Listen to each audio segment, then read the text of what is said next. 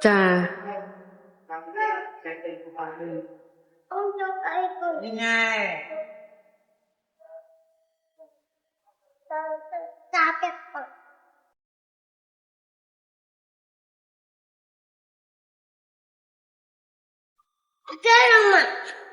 Cái kia nông còn bài gì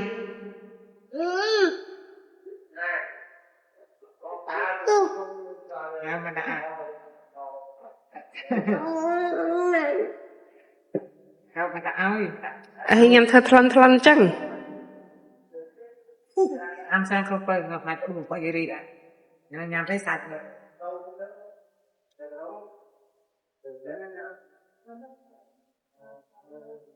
Nào có rồi. Thì ngăn ra thôi, sạch lên sạch đi chuồn cả. Cái thầy bà phải stay chẳng nhằm chẳng cô sẽ đúng chấm hay cái đó tiêu phí cái lô áo.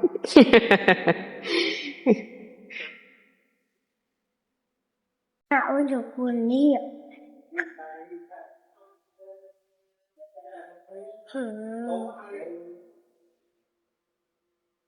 Thản ngựa. Sạch chanh. À. Ở đồng nhiên khăn.